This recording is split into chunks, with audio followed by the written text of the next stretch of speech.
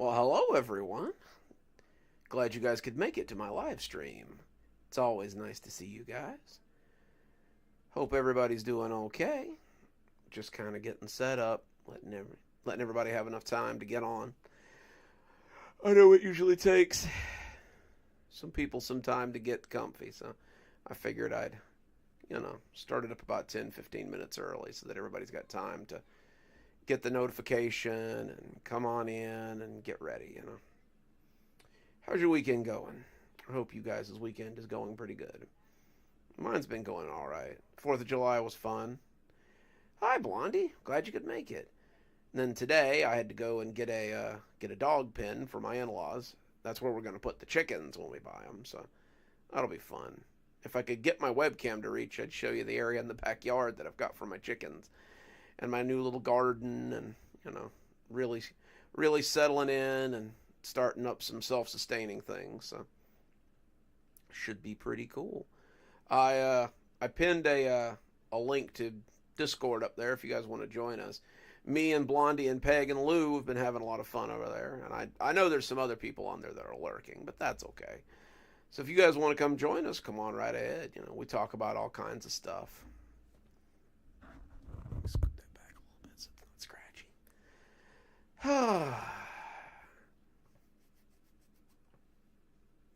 Get my scratches out here. So, I hope you guys. Oh, I hear that, Leah. I hope you guys are enjoying the lineup. Next week's lineup should be pretty cool. I think we're going to.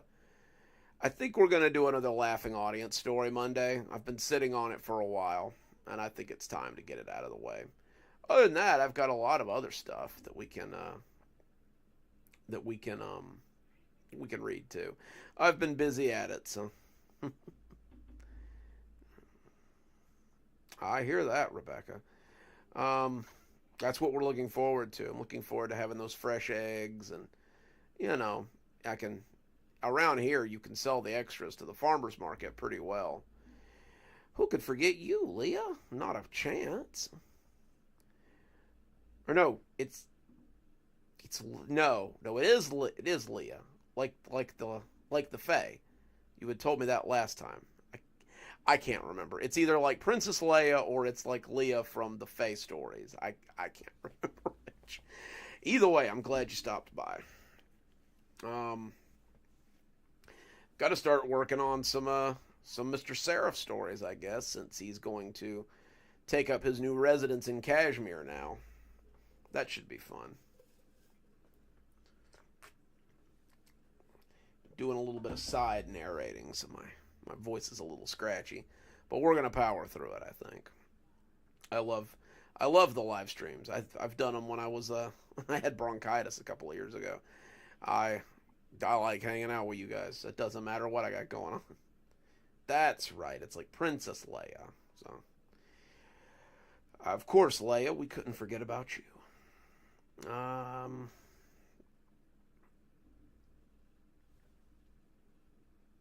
had figured some more people would come in, but I'll read to an audience of 4. I've done it before. Let me get everything set up here.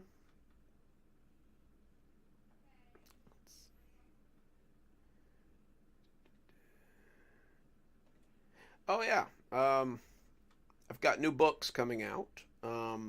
Should be hopefully soon. The Dollar General book, of course, is coming out, but I discovered while doing some stuff the other day that I have finished a Dr. Winters book. There's another Stragview book that's done. I'm trying to find the rest of them. There's a Richard T. Seraph book that's done, and I think, yeah, the Botanical Garden Stories. The Botanical Garden Story book is also done, so that's kind of cool. Like we've got our first few books ready to roll out, so that's going to be neat. It's been a while since I've done like a Stragview book. I think there is a Stragview book, but most of what I've done has also been holiday horror, of which we have one of those ready too, so you might see one of those very soon. A lot of book opportunities coming out. So if you've been considering it, head over to Patreon and hit that Ghostly Reader tier, because you get a book in your mailbox anytime I make one. So it's always cool. I think it's like $10 a month or something, but it's not a bad value, because I'm about to start putting out more books, I guess. But yeah, the Dollar General book should be coming out pretty soon, and once I finish narrating the book I'm narrating now, my next project is going to be to narrate the Dollar General Beyond book. So it will be available on Audible soon, hopefully, if I can get approved on there. And then I might do Towsy Homestead and I might just start doing my compilations on there as well. Like, you'll get your paper ones, but they'll also be available on Audible if you like to do your Audible narration stuff on there. I mean, you've already heard most of the compilation stories because they come out every week. But it's always nice to have a professionally done audiobook that, you don't have to sit through commercials on. So, which, sorry about that if you've been seeing more commercials on the long videos than usual. Seems like YouTube has been sneaking back in after I post them and putting more ads on them. So I'm going to have to keep an eye on that, I suppose. Yay, that's just what I wanted to do. I don't know, man. YouTube's been getting real weird with their ads lately. I don't like to use a lot of ads because I don't like to watch a lot of ads. Like, if I'm on a video and it's got too many ads, I'll stop watching. I didn't come to watch ads. I came to watch the stories. So I try to use minimal ads, but YouTube is of the opinion that I need an ad about every 5 minutes, which I can't go for that. Some of my stories are too long for that. Plus, tonight's compilation is like 20 stories long, so if I put an ad in between every one, that's 19 ads anyway. So I don't know why they think it needs more. I went on there and changed it tonight, and there was like 47 ads. It was ridiculous. Like an ad every 5 or 6 minutes. It's crazy. And that compilation tonight's like 5 hours long anyway, so it's a biggie. No need for that many ads. Yep, you are correct, Blondie. I've definitely used my share of DuckDuckGo. Firefox used to have a really good ad block service on there too, but they've since taken it off. Anyway, though, we're about 20 minutes in. I guess we will start reading.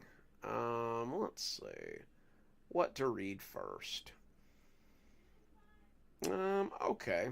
So Monday's story is going to be a laughing audience story. I've been sitting on it for a while, so it needs to come out.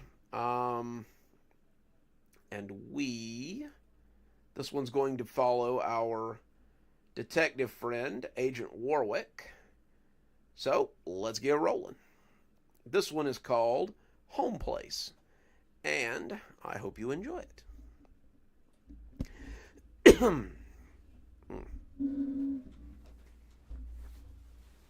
Sit up just a little bit.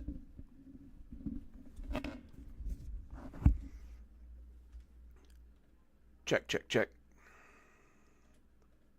Check, check, check. Yep. Cool.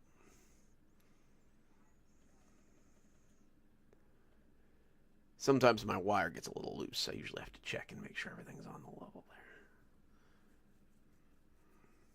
there.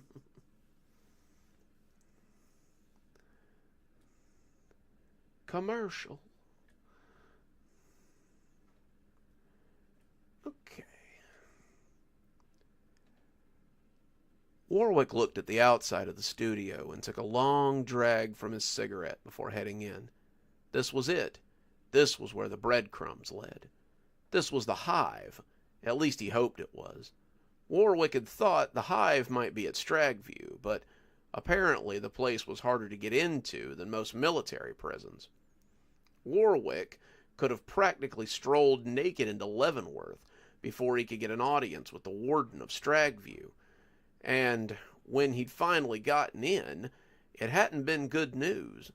The place stood in the hills of Appalachia, a small town called Cashmere sitting catty-corner to the facility, and Warwick had never felt closer to death than he had walking through these gates. Hang on a second, guys.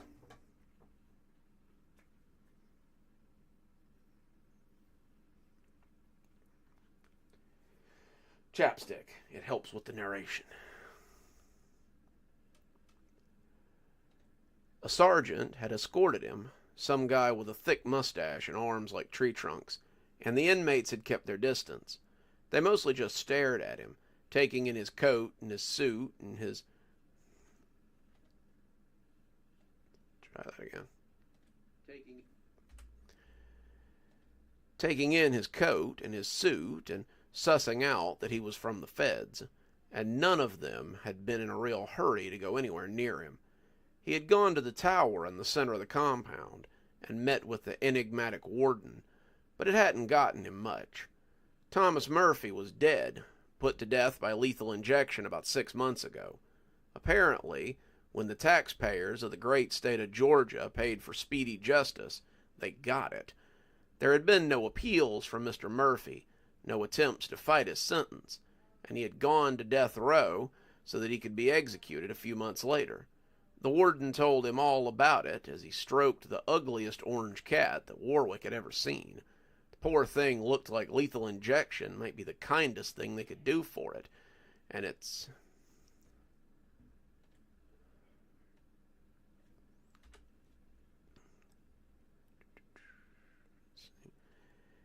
eyeballed him with as much hostility as the warden did. The ruler of this little prison was all smiles as he talked, but his eyes were cold chips of flint that never seemed to ask why Warwick would dare to encroach on his territory.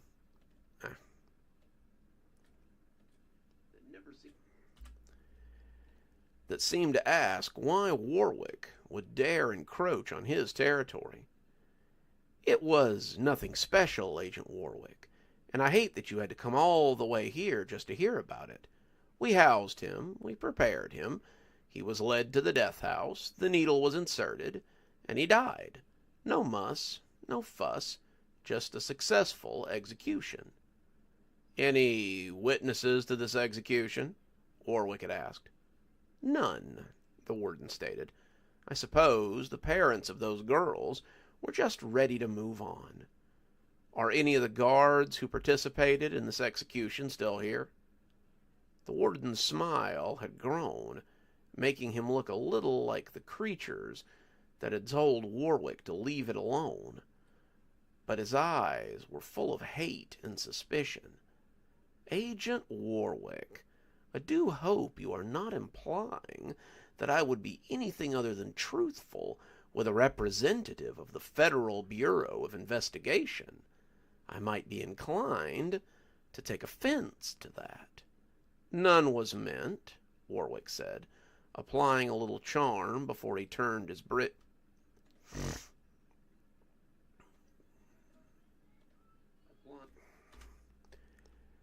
applying a little charm before his bridge was burnt. I was merely curious about his state of mind and being. Guards so often talk to inmates more than the warden, and I was hoping to understand Mr. Murphy a little better. That seemed to assuage some of the warden's anger. I'm afraid they have all left not long after that execution. This job tends to fluctuate in its retention. They either stay till retirement or they leave after a few months. Unfortunately, these men were of the latter variety. Warwick had left then, unsatisfied, but unlikely to get any more answers. The warden was clearly hiding something, but Warwick wasn't going to get much more out of him but excuses. If this was the hive, then the Smiling Devils could have it. This place would be better as a smoking crater, and nothing of value would be lost if they took it. Besides, Warwick didn't think it was where they planned to make their move. He was pretty sure what they meant to do was make their big break in pictures. Before he left the psychiatric facility, Warwick had checked with the head of the facility about the incident that Doc had described. He had confirmed that the event had taken place, but he apparently didn't think it was a big deal, at least not as big a deal as Doc had. It was just another day at a facility for the...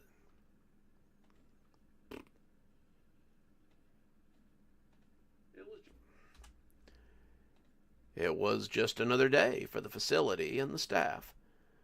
It happens more than you might expect. The TV can be a blessing and a curse sometimes, and you just never know what's going to set them off.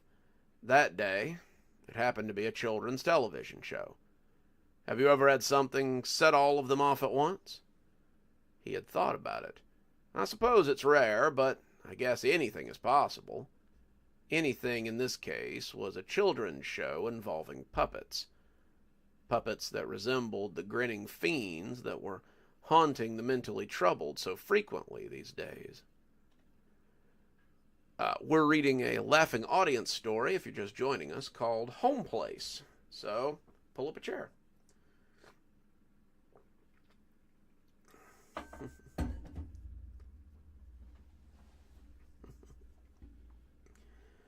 Let's see here. So now he had come to the source, and he had questions for the ones peddling this garbage. Falsity Review was one of the biggest kids shows on the market right now, and the idea that the smiling horrors had gotten their claws into it was terrifying. 2 shakes. 1 8-hour plane ride later, and an hour spent with a tired and unhelpful car rental employee, and Agent Warwick was pulling up to the set of Falsity Review. His credentials had gotten him onto the lot, but it was the argument that he walked into that made him positive he had found the right place. The door slammed open, missing him by inches, and an angry man with a long ponytail nearly ran straight into him as he turned to yell over his shoulder. "You tell Julia that I don't care how many awards this show is up for. I'm not staying on this set another..." But he stopped when he noticed the suited man that he had nearly slammed into. "Oh, I'm so sorry. Didn't see you there." "Everything okay?" Warwick asked, looking behind him as if expecting to see the man being followed. "Much better now that I'm quitting this."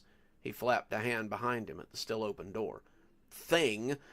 I tried to be a good sport about it, but I'm done. I can't take it anymore." "I'm actually here to speak with a Julie Mars. Do you know where I can find her?" The man blew out a breath of... Try that one again.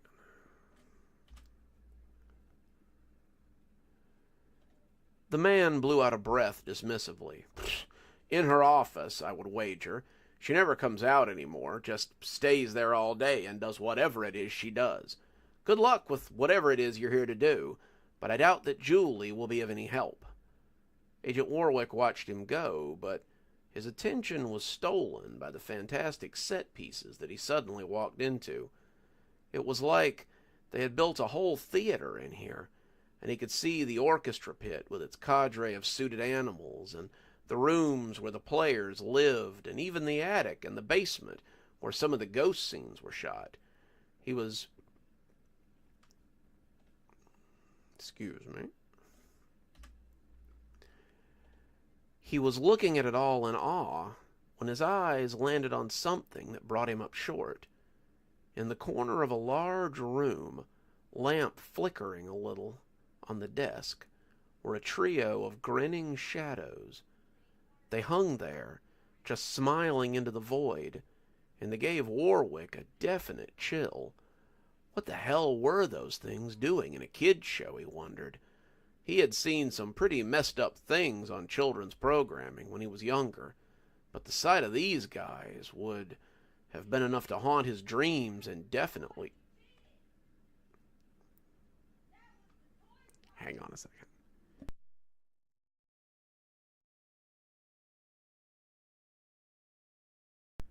Got to get a quiet on the set light or something, I guess.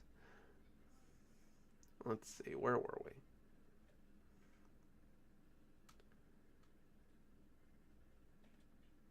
Have been enough to haunt his dreams indefinitely.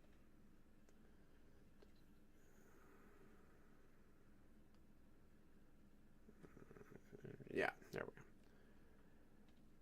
Sir, someone asked, and he turned away a little guiltily. I'm sorry, but this is a closed set. Do you have some business here? Agent Warwick, he said, showing his credentials. I'm here to speak with Julie Mars. The woman seemed a little surprised, but not overly so. Yes, please, come with me. She led Warwick away from the stage, but they didn't seem to be going towards the offices on the second floor. The woman was leading him deeper into the backstage, and Warwick felt like others might be close behind them. He didn't know what this was, but Warwick was pretty up on his hand-to-hand. If this was some sort of ambush, they'd find him a little harder to take down than they might think. She led him into a break room, somewhere likely used for changing, and the three men waiting for them did not inspire confidence. Two of them were rail thin, one of them with a cigarette poking between his nearly non-existent lips, but the other one was a rotund fellow with sweat stains under his arms. His mustache looked drawn on, the way certain aunts will with their eyebrows, and they all looked up when Warwick and the woman entered. What is this? Warwick asked, looking around. I need to speak with Julie. It's very important that We need to have a word with you first, said the woman. My name is Terry. I do the payroll and the human resources for the production. This is Carlos, the one with the cigarette. He lifted a hand. Jean, he had raised a hand as well, and Wallace, she said, indicating the portly man. Wallace writes the scripts, and Jean and Carlos are puppeteers. We wanted to speak with you before you spoke with Julie. Warwick looked around, not sure what to make of all this. Well, say your piece then. I'm not with the labor union, I don't control your pay rate, and I can't help you personally if you feel your workplace is unsafe. That being said, I will listen and pass it on to the proper channels. Gene rolled his eyes. I told you this was a waste of time, Terry. He's not going to believe us anyway. I might, Warwick said. You might be surprised what I would believe. Is this... He hesitated, trying to decide if he could trust them. Does this have something to do with the smiling shadows? All four of them turned to him, startled, but not in the usual way they did when he mentioned the shadows. They looked like they not only believed him, but that they knew what he was talking about. We're reading a laughing audience story, Home Place, if you're just joining us. It's about everybody's favorite, Agent Warwick, so pull up a chair. Ooh, gotta get a little grease there. Okay. Have you seen them? Carlos asked, scooting a little closer. Have you spoken to them? Jean asked, looking like a kid who's just realized his therapist can see the monsters too. I have, Warwick said, nodding. And they have. I believe they might be here now, using this show to get their message out, and I need to speak with Julie about it so we can fix the problem. Wallace scoffed. Then you're wasting your time, friend. Julie would sooner pull her own eyes out than cancel the show. The show must go on, she always says, and we suspect that they've gotten to her. Warwick took a seat, pulling out a pad of paper. Start at the beginning. Why do you think the shadows are using her? Jean and Carlos looked at each other, and when Carlos shrugged, Jean started talking. The muses are what they're called on the show. They give ideas to Carlos's character, Gus. They help him make music so that the show can be saved. But lately, the muses have been talking to all of us and damaging things they shouldn't. They break my puppets. They whisper to me when I'm all alone in the puppet room. They give me terrible nightmares. It's the headaches, too, Carlos broke in suddenly. I tell the doctor it's the stress, but it's the constant laughing I can hear in the deepest recesses of my brain. I can't sleep without hearing it. can't work without hearing it. Sometimes I find myself laughing along with it before I catch myself. Warwick nodded. Have any of you actually seen one of them? And not the puppets, I mean the real ones. I've seen them, Wallace said. Sometimes I come back to the writer's room and I catch a glimpse of them before they scamper. There's nothing to them but shadows and teeth, and it's never more than a glance. Sometimes I can swear I hear laughing, too. It always happens before a major script change. Thankfully, I've caught it before it can go live. What sort of changes? Warwick asked. They want to add things. Things that would not make it past the censor board. This leads me to believe that Julie doesn't intend to ask. The season finale is coming up, and she won't share the script with us. They're going to do the show live, and her little sycophants are keeping us from stopping it. That's the strangest part, Terry said, seeming to have remembered. If someone doesn't agree with her, she takes them into her office, and they suddenly have nothing but good things to say about the show. They also have big smiles on their faces that seem painful. Warwick nodded, closing his notebook. I think I have a pretty good idea of what's going on here. I want to thank you for stopping me before I could speak to her. Sounds like her influence has entrenched itself here. What will you do? Terry asked. I need to speak with my supervisors, but I want to help you. Is there something you can do to stop the live show? Anything at all? We're preparing to do it, Carlos said. You may hear about it before long. Needless to say, we won't be part of this travesty. Warwick nodded. I need contact information from each of you. I need a way out of here that won't be...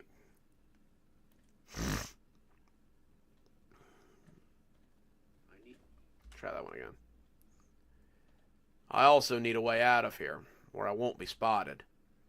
They traded information, and Terry took him to a back door.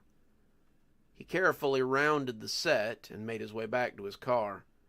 Warwick had work to do, and not a lot of time to do it. Alrighty. And that's going to be Monday's story. Let's see who's joined us. Oh, hey, Kevin. We're glad you could make it. Let's see. Whew. We're going to have a little break before the next one. So if you guys have got any questions or anything, let me know. You know me. I'm always glad to answer questions while I work on this a little bit here. Hey, Susie. Glad you could make it. Let's see.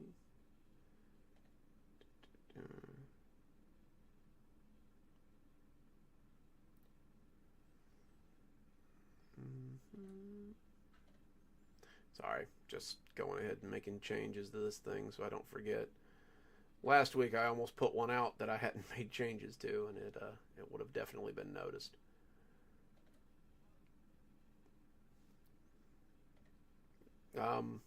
If you guys want to come join us on Discord, I've put a link up at the top. We've got quite a little community going on there. Blondie and Peg have been hanging out a lot lately, so Lou too. Lou comes in a lot. We've all just been hanging out and kind of shooting the breeze. So if you want to come hang out with us, be my guest. We love company.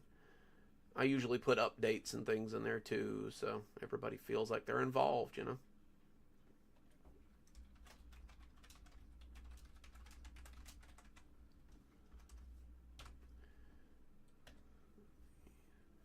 Do a post on that. Sometimes it doesn't let people know like it should.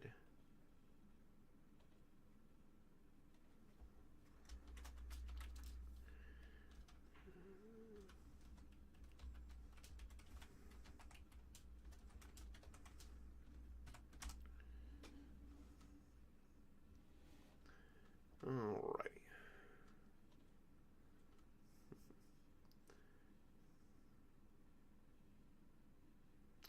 Maybe. I don't know. Sometimes he sneaks in. He does like to come hang out with us. Alrighty, let's see. Let's move on to the next story. Next, we're going to start on our Tuesday, Thursday stories. Our short stories, if you will. And we'll get everything rolling there. I've got you guys wrote you guys a couple of good ones this week, so I think you'll like it.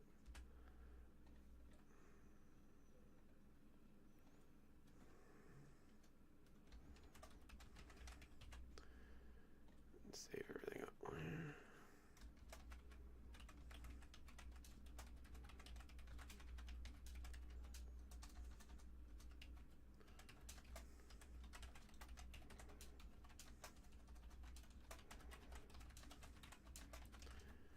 I don't know if we've got any Disney people in here, but I've wrote you guys a Disney story essentially for next week. I know a lot of creepypasta writers have done Disney stories, so I figured I'd do one too.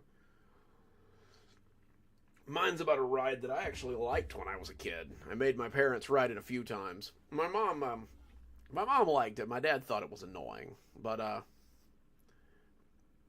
glad to hear it, Leia. Looks like we are starting to pick up some watchers, so that's always cool. Well, we will give them something to listen to then. This one is called A Great Big Beautiful Tomorrow. And like I said, it's my contribution to the schlocky Disney creepypasta stories. So, let's roll. A lot of people talk about the weird stuff that happens at Disney. They talk about the tunnels under the park. They talk about the ghosts that supposedly haunt the grounds. They talk about the weird cabal of CEOs who make blood sacrifices or the abandoned parks. But I don't think anyone has seen what I saw on that summer evening in 2006, and I hope they never do. I was working for the Disney parks while I attended college, back when a scholarship and a part-time job would still get you something. I had been at Epcot for a few months, operating rides and occasionally standing in for costumed characters. During the event in question, though, I was working at the Magic Kingdom. They were having a staff shortage, and they needed a few of us to come and work the rides at Tomorrowland. Two of my friends, I won't name them because they aren't important to the story, got sent to Space Mountain, and were excited about it. I got sent to the Carousel of Progress, and even though my friends ragged me about it, I wasn't too upset about it either. For those of you who don't know, the Carousel of Progress is one of the few original stage shows left in the park. It was designed by Walt himself, or so they say, and was one of the few things he took with him to the World's Fair in his day. It's a family show that revolves around a father whose family comes in during various years and gives what they hoped at the time was a decent representation of the future. I remember thinking that, as a kid, the future in the carousel looked bright, and I couldn't wait to get there. But, as an older kid, I thought it was kinda hokey. It was also air-conditioned and pretty easy to operate, so long as you didn't try to move between the stage pieces, which is a whole other piece of Disneyland horror. If you know, you know. So, I started at opening time, counting attendees and... Hang on.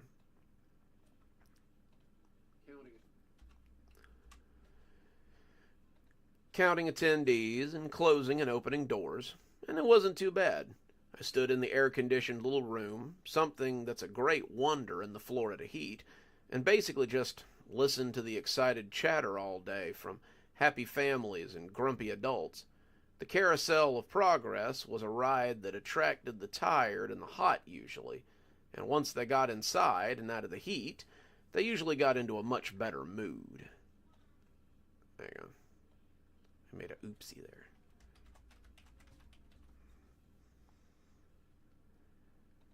I was working a double that day, open to close so that I could get that coveted 3-day weekend to finish up a project. And as the tickets close, and as a ticket ticked, not ticketed. Yeah, there we go.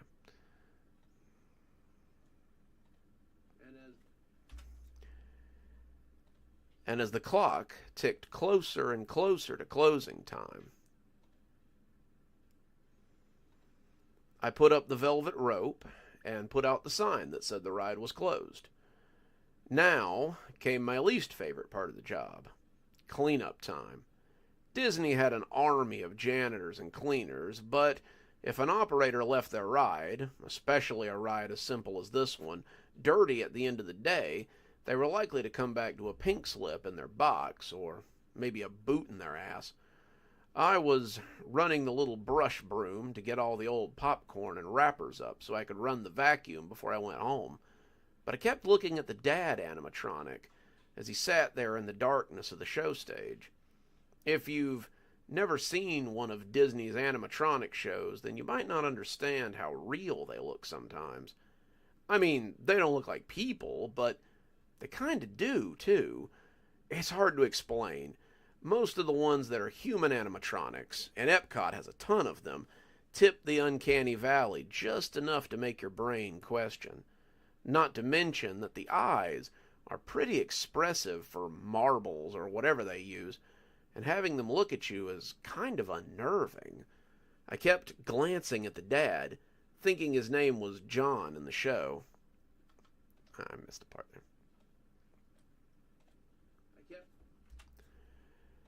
I kept glancing at the dad. I think his name was John in the show, and in the dim theater setting on the dark stage, it was downright creepy to have him scrutinizing me. "What the hell are you looking at?" I asked, half joking. "Why, at you, Paul," he answered back, and I thought I was going to have a heart attack right there. Paul isn't my name, but for the sake of the story, I'll call myself Paul. I was taken completely off guard, and as the lights came up and the soundtrack ran in that slow, woozy way it does when it's just getting warmed up, I felt like I'd slipped into a nightmare. Someone had to be messing with me, but I couldn't imagine how. All this was pre-recorded. The show had a voice cast, and... Excuse me. Let me try that again.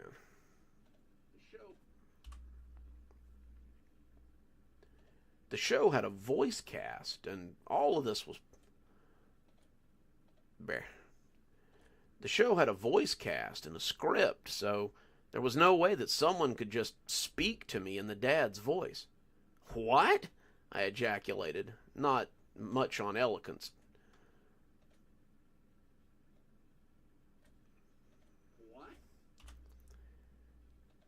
"What?" I ejaculated, not at my most eloquent. "I said I'm looking at you, Paul," he trumpeted, and at that point all the weird little things on the set started moving too. The dog sitting beside him barked and wagged its tail happily.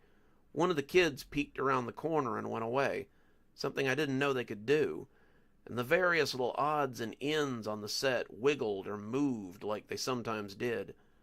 I backed up, wanting space between myself and the stage, not really sure what to expect. "Okay, ha, you got me. Who's behind the curtain there?" "Oh, it's no joke, Paul," the animatronic said, his eyes boring into me. "I just thought I'd show you that there's a great big beautiful tomorrow just ahead of you." At that point he started singing the theme song, the one the ride is named for, and I went for the door. This was too weird, and I just wanted to get out of here before I had a panic attack. I don't mind animatronics while they're acting like animatronics. But when they start acting like this, I draw the line. The door, however, wouldn't budge, and when the dad laughed, I turned to find him standing on the edge of the stage. He couldn't be, though. There were no wires or rails that could have taken him there. But he was, just staring at me. "You can't go back, Paul. That's not how life works. No, we have to go forward to the future." He was singing again, the stage slowly pivoting as the words washed over me like a cold rain. There's a great big beautiful tomorrow shining at the end of every day. There's a great big beautiful tomorrow, and tomorrow is just a dream away. If you're just joining us, we're listening to It's a Great Big Beautiful Tomorrow, which is one of the short stories we're debuting this week.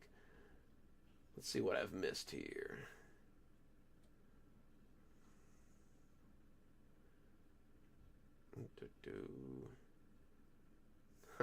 Hey, Cannibal Lou. We're glad to see you, man. I'm glad some of you guys know what ride I'm talking about then. It was one of my favorite when I was a kid, too. Oh, glad you made it home, Lou. Glad you made it home, Leia. Alrighty. As always, got to make sure the pets get out.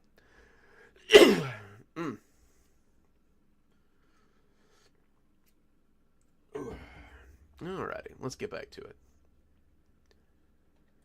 There's usually more to the song than that, but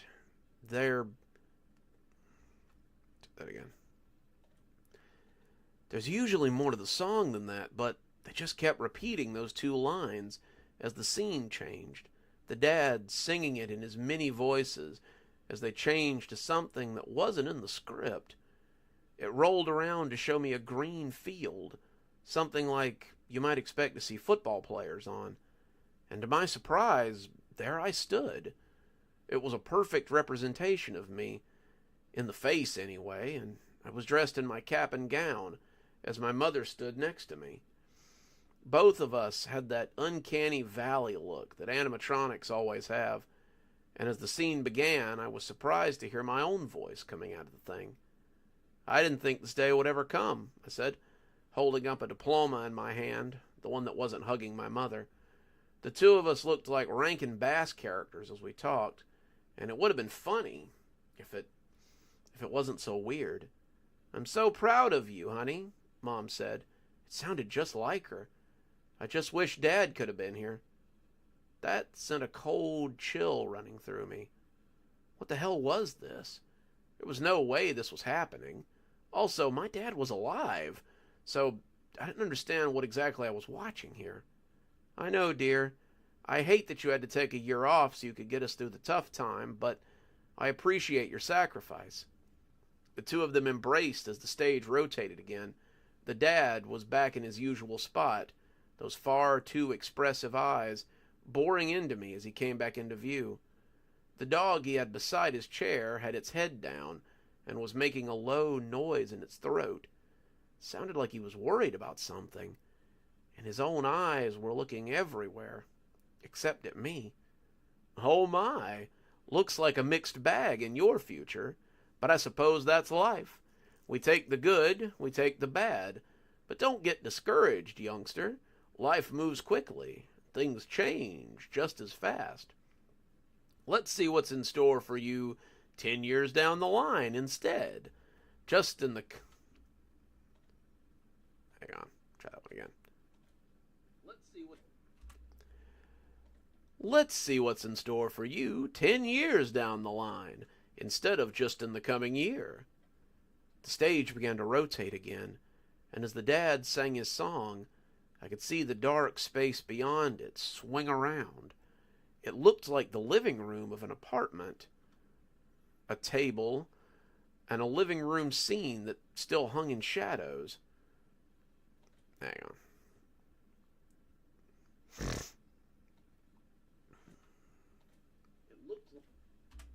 I lost my way.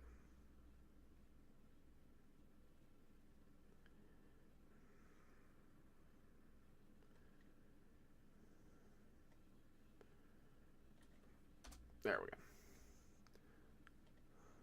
Swing around. Dark space beyond it. Swing around.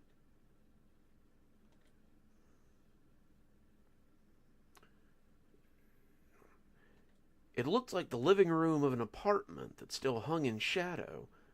I didn't know what to expect, but As the stage rotated, my brain felt blasted as the song rolled over it.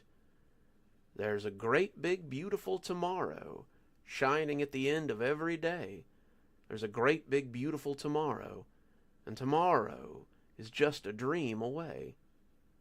The lights came up, and I was standing beside a table with a cup in my hand. I wasn't in my cap and gown anymore.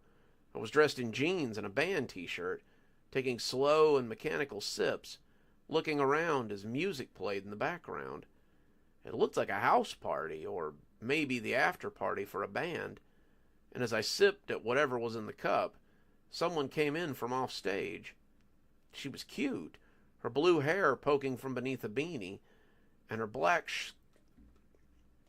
if I could talk today. And her black can't talk, sorry. And her black skirt was swishing as she came towards me. The detail was amazing, and I could even make out the black and white Vans that she was wearing, and the lip ring jutting from her full lower lip. "Hey, handsome, I'm Jenny. Want to blow this place and find somewhere quieter?" The me robot nodded and followed her out of the scene as it transitioned again. Then the lights came up, and there I was again. I was definitely older, my hair grayer, and I had the start of a 5 o'clock shadow beard. A woman was sitting on the couch, a remote in one hand, and something I thought might be a cigarette in the other. By the look on her far too expressive face, I was willing to bet that it was some of the stuff that my coworkers smoked in their car before shift. The robot appeared to be looking at something on the table. As he picked it up, I could already tell it was a bill. It had a final notice stamped on the back, and I turned mechanically to the woman as I held it out to her. "They're getting serious about these. The lights are already off, and the water won't be far behind. At this rate, we'll be homeless by the end of the month." The woman took a deep intake from the thing that might be a cigarette and slowly turned her head towards me as she breathed out smoke. "So work more hours. The bills are your job, not mine." His head slowly turned back.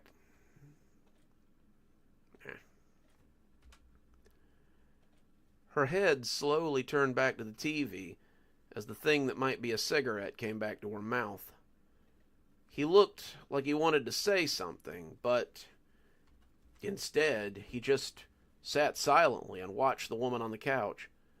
The two of them sat in silence for quite some time, until after what felt like hours, the stage rotated again. I expected the dad to come back, but it transitioned to a similar scene, though it was definitely more chaotic. The apartment was still there, but the chairs were knocked over, and the TV had a big crack in it. There was trash and broken things all over the floor, and the two animatronics appeared to be very close to each other.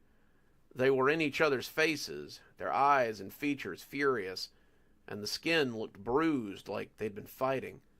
"Get out, Jenny," the one who looked like me was yelling. "I can't do this anymore. I can't keep carrying you." "Fuck you, Paul. You can't kick me out. This is as much my home as yours." The me animatronic walked past her off stage. "I don't care. Get out. I don't need you here. All you do is smoke and take my money. Find someone else to mooch off of." The girl, no longer the sexy rocker that she had been at the start, walked over to the table and picked something up. If you're just joining us, we are reading A Great Big Beautiful Tomorrow, which is one of our short stories for next week. Oh, grabbing a little drink there. Bring out the puff.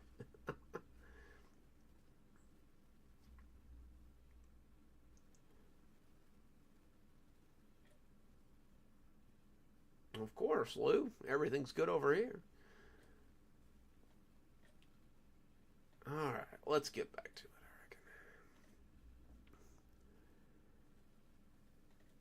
"If I can't call this home, Polly, then no one can," she breathed, and started off after him. I had just registered that she had a knife in her hand when the stage began to turn again, and I was left looking at the terrible face of the father. He was quiet too, those eyes boring into me as I slowly backed away from the stage again. I would have just kept right on backing, but the wall... If I could stop burping tonight.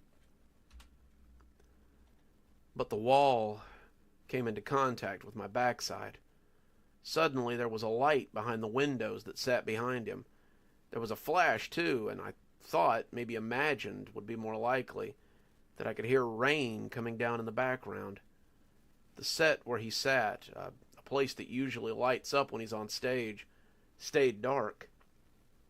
It made the eyes all the worse, and the dog beside his feet never so much as twitched.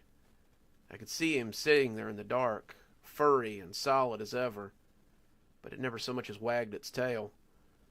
I could easily believe that he was dead, but he was a robot, so that seemed a silly thought anyway.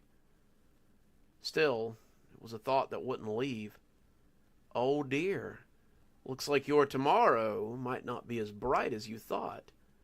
I suppose not everyone can have such a fate, but maybe yours gets better. Let's have a look a little further. You know what they say. It's always darkest just before the light. After all, he trumpeted, and as the stage turned, I could hear the song once again, but it sounded different. The tone was pitched down. The stage hitched a little as it rotated, and the song went on and on, the music slowing to a nearly carnival sound as the overhead lights flickered and the thunder crackled over the speakers. There's a great big beautiful tomorrow shining at the end of every day. There's a great big beautiful tomorrow, and tomorrow is just... It cut off as the dark stage stopped turning. It didn't light up this time. It just stayed dark. There were no animatronics, no sets, just pitch black darkness. All I could do was watch the stage, hoping for something, but nothing came. I don't know how long I sat there. I just kept waiting for the song to play again or the stage to move, but it didn't. When the lights suddenly came back on, I heard someone grumbling as they pushed the door open and came in. Damn kids, least they could do is clean up before skipping out. I swear to God, I'm gonna talk... It was the night janitor, and he stopped grousing when he saw me shaking with my knees against my chest. Jesus, you scared the hell out of me, kid.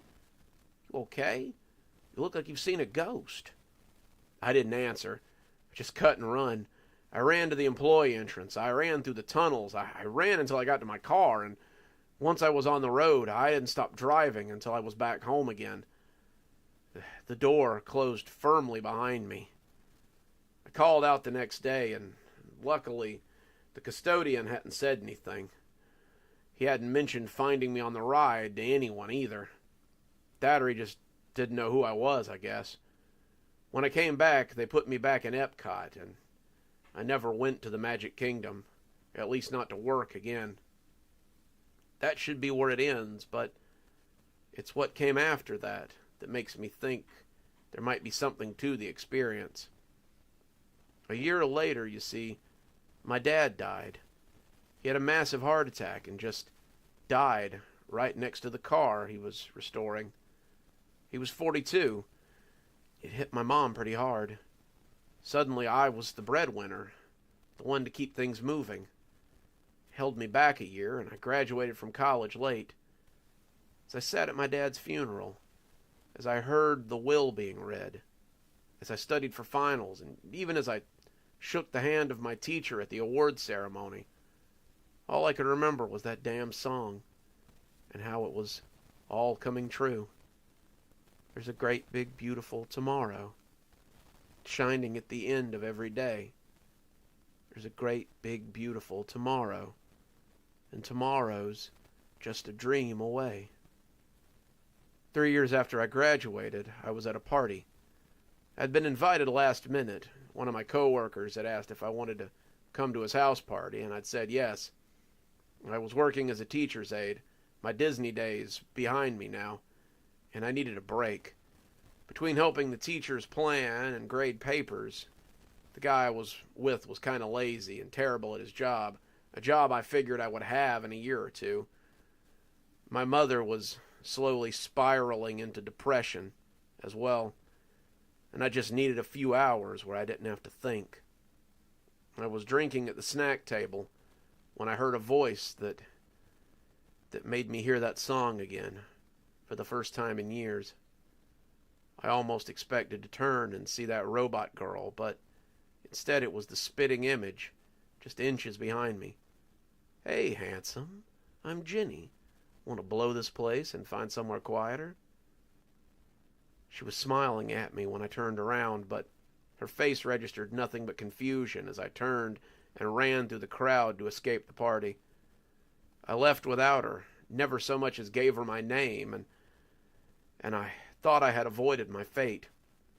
I couldn't save my dad, but maybe I could change things for the better in other ways. I could still save myself. I could still help her not to do whatever it is that ended my life, and maybe that was enough to alter fate. Maybe. But maybe not. Lately, you see, we've been bumping into each other more and more. She appears to be doing well, probably better than me, but she always stares at me when we come face to face on occasions. We never say anything, and I always leave quickly, but I can see the confusion in her eyes.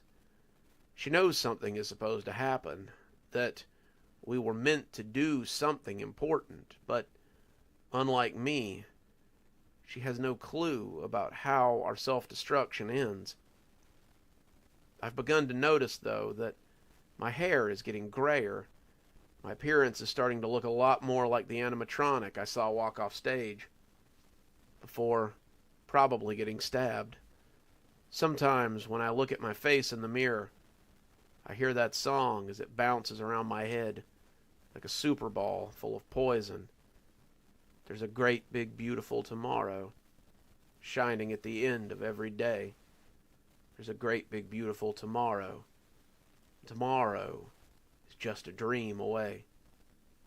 Makes me wonder if I've changed anything at all. Oh, and there you go. Well, that's the story. Whew. Oh, I missed Lou. Night, Lou. Hey, Peg made it. Let's see what I've missed here.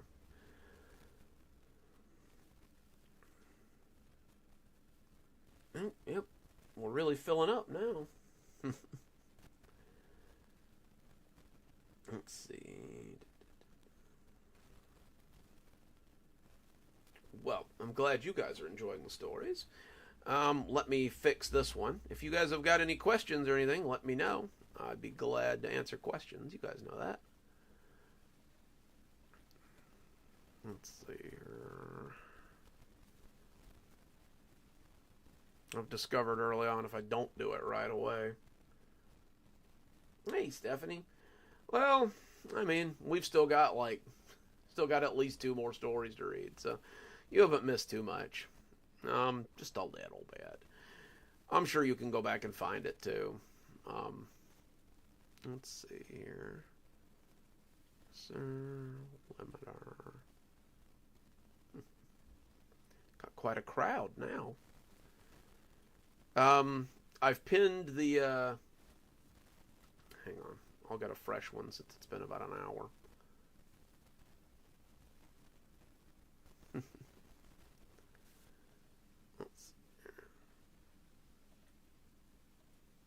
Alright, I'm going to go ahead and post another Discord link if you guys want to come join us on Discord. Oh, what the heck? There we go. Alrighty. Yeah, if you guys want to come join us on Discord, we've got quite the little community going on there. Where was I?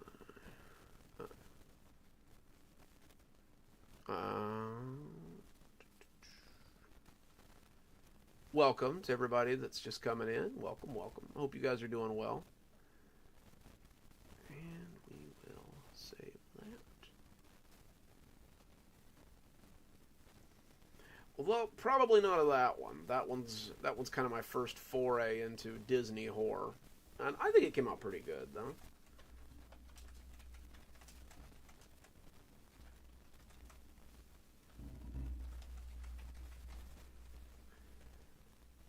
I don't usually go in for the Disney horror, but I liked that one. It was also my favorite ride. So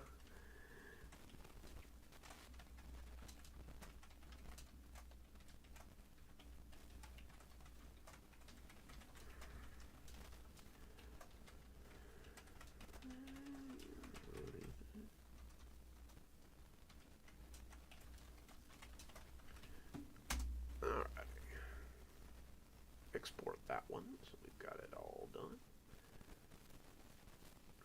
And on to the next one. I think for our next one, we'll go on to our next Tuesday story, which is called Mirror Mirror, and it's about a girl with a strange friend. So I hope you guys like it. All right. Mirror Mirror. And then she said my top was so last year, like she didn't wear something just like it a month ago. She's so terrible, I can't stand her. I looked back at my own reflection in the mirror and was unsurprised when it didn't answer me. Talking to myself in the mirror had become a nightly ritual since I was very small, and it was really the best thing for putting my mind at ease. Ever since I can remember, my parents really haven't had time for me. It wasn't that they didn't love me. I could tell they did. They were just always busy with work or with house things or with the other things that often took up an adult's day. They didn't have time for a silly 13-year-old girl and her problems with school and friends and life in general. They were always tired or busy, and that led them to look.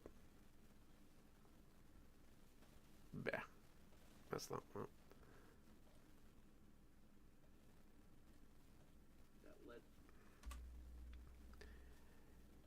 and that led me to look for someone to talk to. I didn't really have anyone to talk to at school, no one who wouldn't use it against me, so I started talking to my mirror. It began as a way to blow off steam, just someone to talk to who happened to live in the mirror on my little vanity. I would talk to her for hours, that girl that lived on the other side of the glass, and she would keep all my secrets and never interrupt me or talk back or tell any of the other people what I said.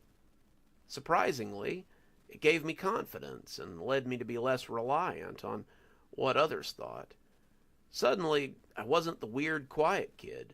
I was the confident girl who walked with her head up and was above the gossip.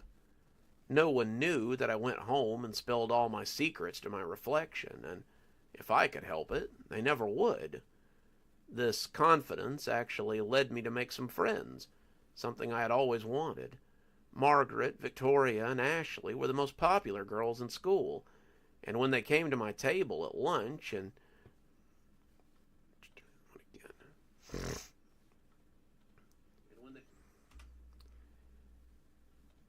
when they came to my table at lunch, it took everything in me not to blow it right away.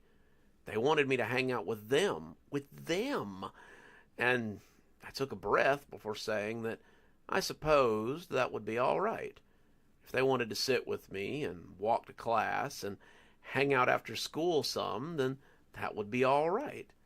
They smiled, and I smiled, but inside I was squealing.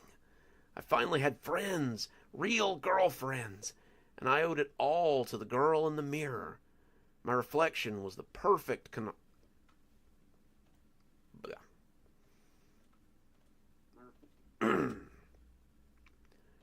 My reflection was the perfect confidant, the perfect ego boost.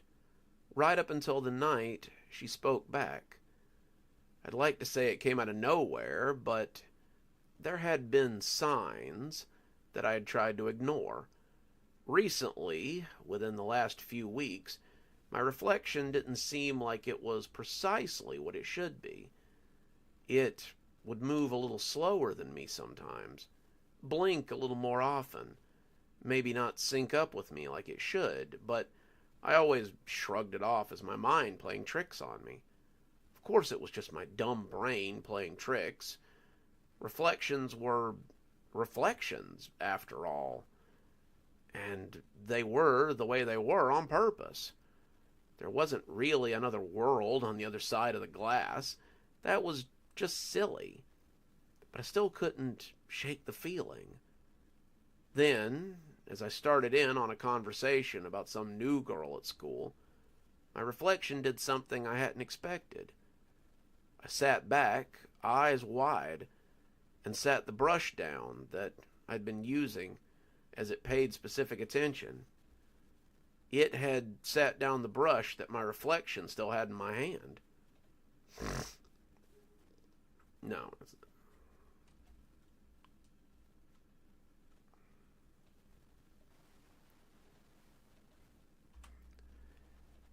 I had sat down the brush that my reflection still had in its hand. For a moment, we just sat and looked at each other. It smirked at me, turning its head as it...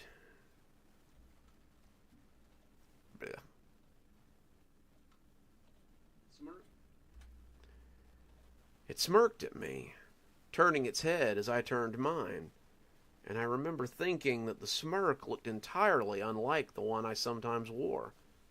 It was a fox's smirk, calculating, and not altogether healthy. It was a smirk that made you think you weren't part of the joke, that you might in fact be the joke. "Hello, Grace," the reflection said, and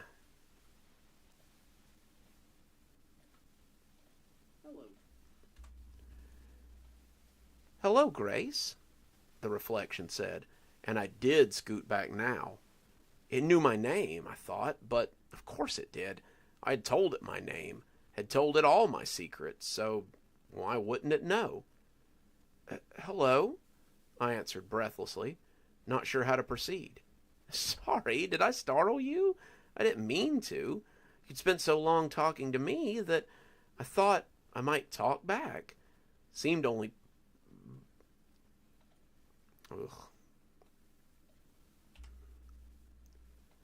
Seemed only polite to talk a little after you've kept me company so many afternoons while I brush my hair." I struggled to find something to say, but was coming up with nothing. "I didn't know that you could talk." It sounded lame, even to me, but my reflection just laughed. "Well, of course, duh. All reflections can talk. Most of us just choose not to because, well, who talks to their reflection? Most people think it's just that, a reflection, so they don't share anything with it. But when you started talking to me, I was shocked. So," it said, picking up the brush again as I reached for mine as well, "tell me what happened today. I'm all ears." After that, my evening talks were a lot more. I would talk to her, well, to myself, and she would talk back. She rarely told me anything about herself. In fact, I can't remember a single time I learned anything about her. She would always give me a lot of things to think about, and some good advice, though. I found the advice helped me thrive at school and in life, and the company was also appreciated. I had been the quiet, reserved girl for so long that any time I acted out of character, they made it sound like I was acting strange or out of pocket. With the mirror me, I could just be myself and let the neurotic self out to voice all the fears and worries I usually held inside. We'd been talking every night for about 3 months when she arrived to find me studying instead of brushing. If you're just joining us, we are reading Mirror, Mirror, which is one of our stories for next week. So pull up a chair. It's just getting good.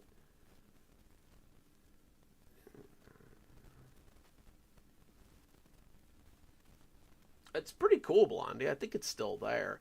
It's one of the older attractions in the park. Like parts of it were actually some of the stuff that Walt had took to the World's Fair back in the day.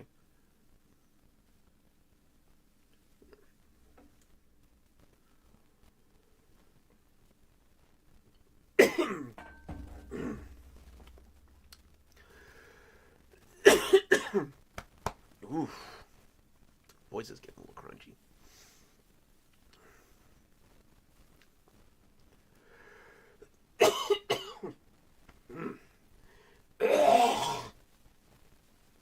Sorry about that. Ugh.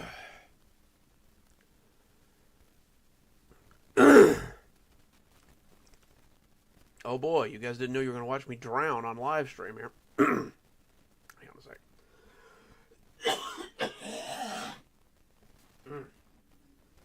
Trying not to gross you guys out here.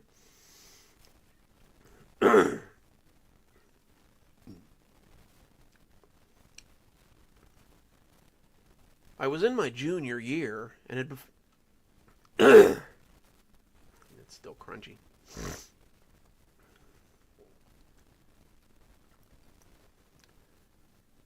I was in my junior year and had been forced to take a science so I could get the credits to graduate next year. My friend Becky had told me that chemistry was easy.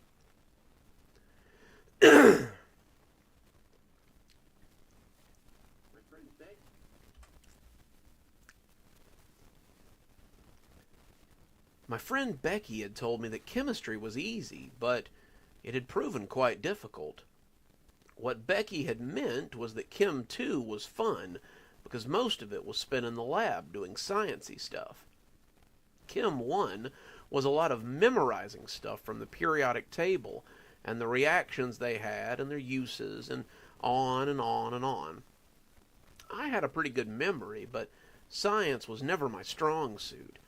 I was struggling, and if I wanted to pass the 11th grade, I needed this class credit. My reflection tried a few conversational gambits, but when I was less than forthcoming, they started getting annoyed. "What is so interesting that you can't talk to your bestie?" she asked, slamming the brush down on the desk and folding her arms. "Sorry," I mumbled, making notes, "but there's a chem final tomorrow, and if I don't pass, I might have to redo the 11th grade." My reflection nodded. "Oh, is that all? Well, I can tutor you if you want. I'm not too bad at chemistry. I mean..." I remember the return of that smirk, and it should have made me cautious. "I could take it for you." I looked up from my chem book. "What?" "Your chem final. I could take it for you." I was skeptical, but not nearly as wary as I should have been. "And how would you manage that?" My reflection shrugged. "We look exactly the same, right? Well, there's a way to swap places with me. I come out, take your test, and then we swap back. Call it a thank you for keeping me company all these years."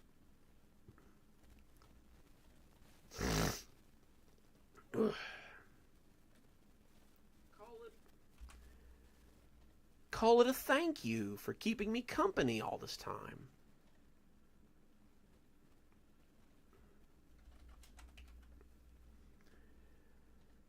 I was excited.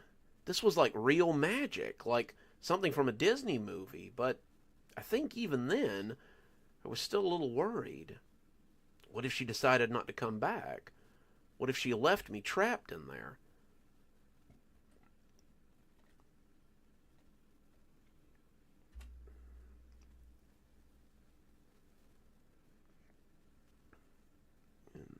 There. I didn't know, but I was young and eager for something like real magic. At the time, I thought it would be an adventure. "How do we do it?" I asked. "Lift your hand to the mirror, place it against mine, and say, 'Reflection in, reflection out,' 3 times. We have to say it together, and then we swap places. I take your test, come back, and we swap back. Easy peasy." Easy peasy, I thought, and stuck my hand to the mirror. Allergy meds are kicking out. I can feel it.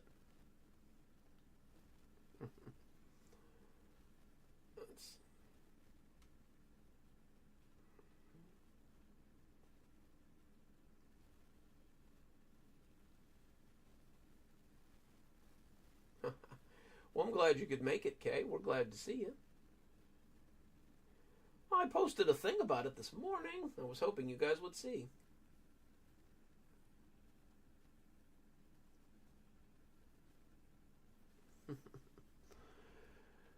Oh no, Blondie. They've also got like the Country Bear Jamboree, the Hall of Presidents. There's a lot of like shows and stuff. The Lion King show on Main Street's pretty good too. At least that's what was playing the last time I was there. It was like a stage thing. All right. She laughed. No, silly, not right now. Wait until school in the morning.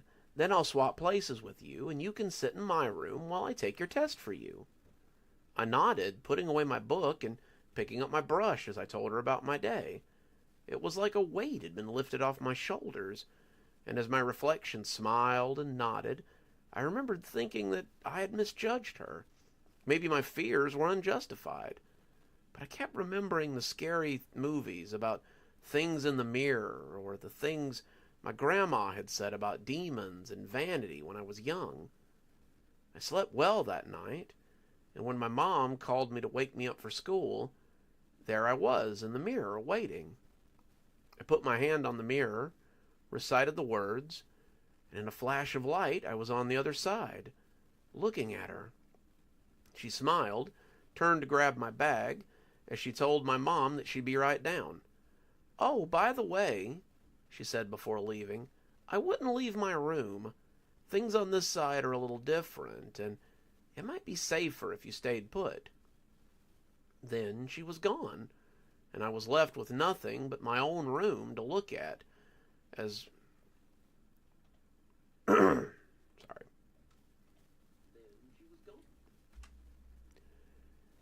Then she was gone, and I was left but not... Then she was gone, and I was left with nothing but my own room to look at and her room to explore. There wasn't much there.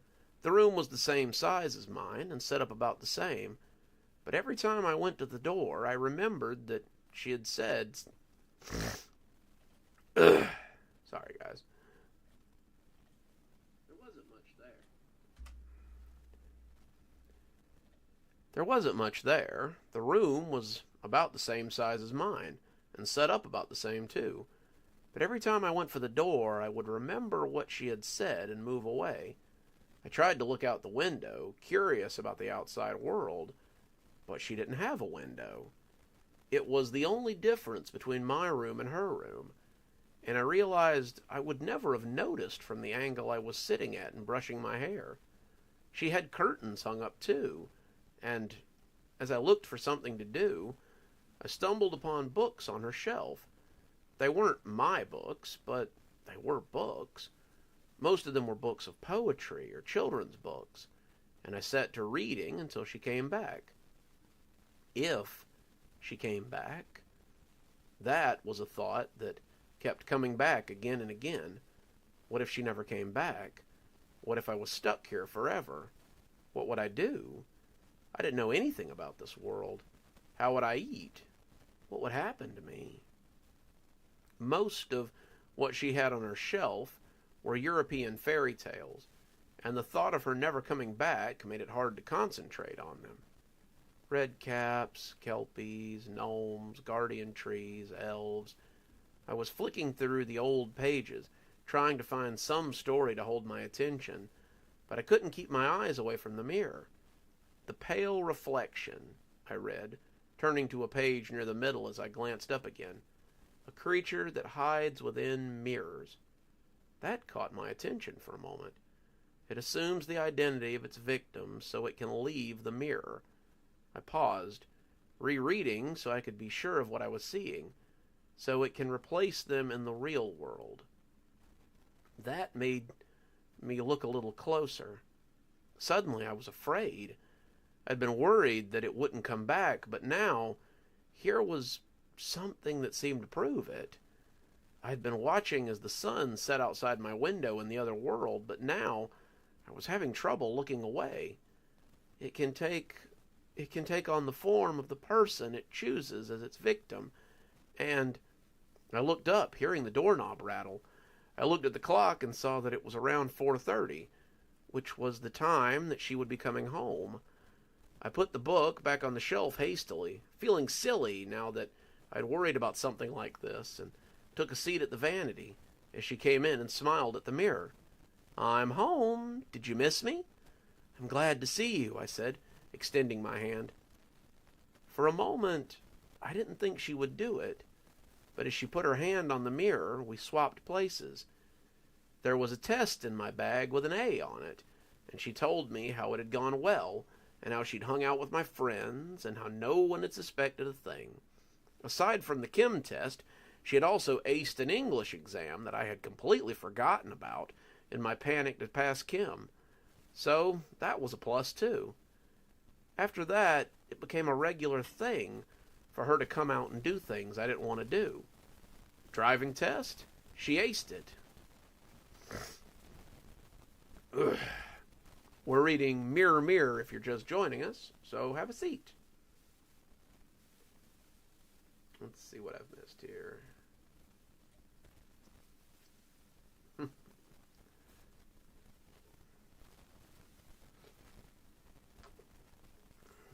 Okay. Oh.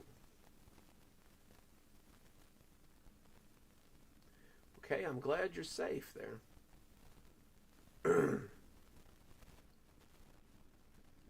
Hopefully things get better, though.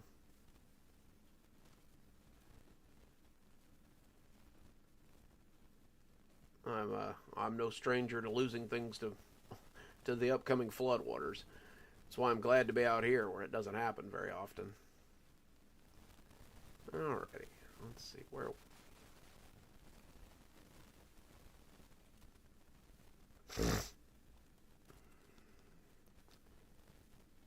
Debate team finals, flying colors, date with a boy I was having second thoughts about. She went and let him down gently.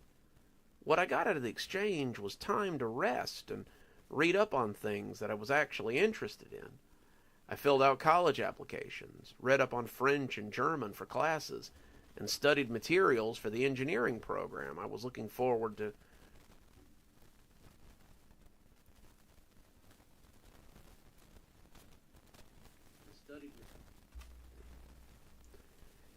Studied materials for the engineering program I was looking forward to once I got to college.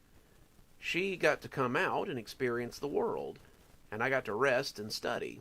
It was a win-win. No matter what I brought to do, however, I always seemed to go back to those books on the shelf.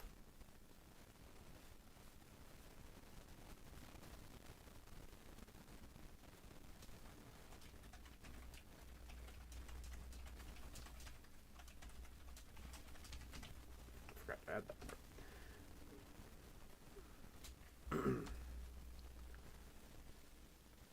My double, as I said, had a lot of old storybooks about myths and legends, and some of them were pretty interesting. I found myself drawn to the stories about changelings especially, but once I discovered the Pale Reflection, I got even more interested. The Pale Reflection was a creature that lived inside mirrors. It would lure girls, vain ones usually, into their world and devour them, but sometimes it would also trick them into giving up their secrets. The Pale Reflection grew more powerful the more secrets it had, and the more I read, the more parallels I found between myself and the girl in these stories. Sometimes the Pale Reflection would lure them into the mirror so it could leave, and then they would be trapped forever. Sometimes it would do things while it was pretending to be the person so that they would get in trouble, or it could use them to blackmail the girl. The Pale Reflection seemed to be the personification of my earlier fears. I was still afraid that she wouldn't come back, but only sometimes. There were also strange little things that I would notice when I came back. comments that she would make to my friends, alterations to my clothes, sometimes troubling things that she had written in my notebook. I always chalked it up to just being unsure of herself or maybe having trauma. I couldn't understand, but I think the one thing that made me believe she was on the level was that she always came back. The pale reflection in the stories always left them behind or ate them or something. My reflection always returned and seemed happy to get back to her room, so I assumed she wasn't like that.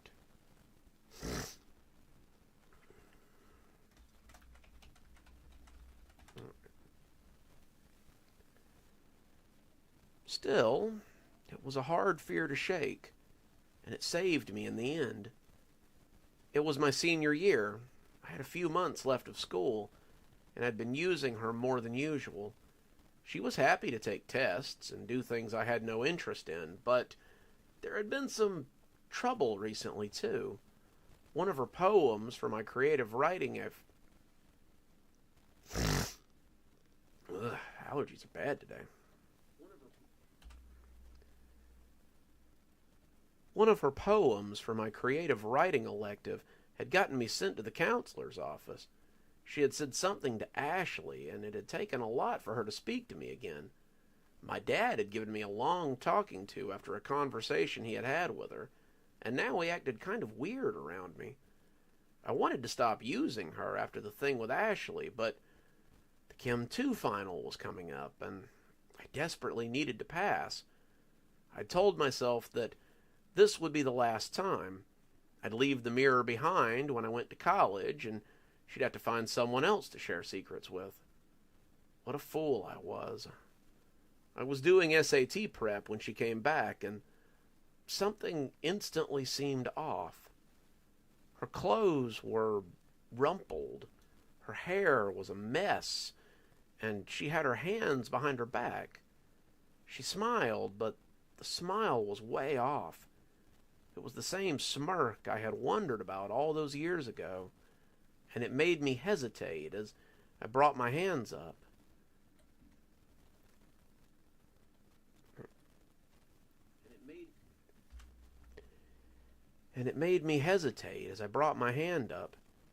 She never did, though. She slapped her hand on the mirror, and the red mark that spread across the glass made me pull back.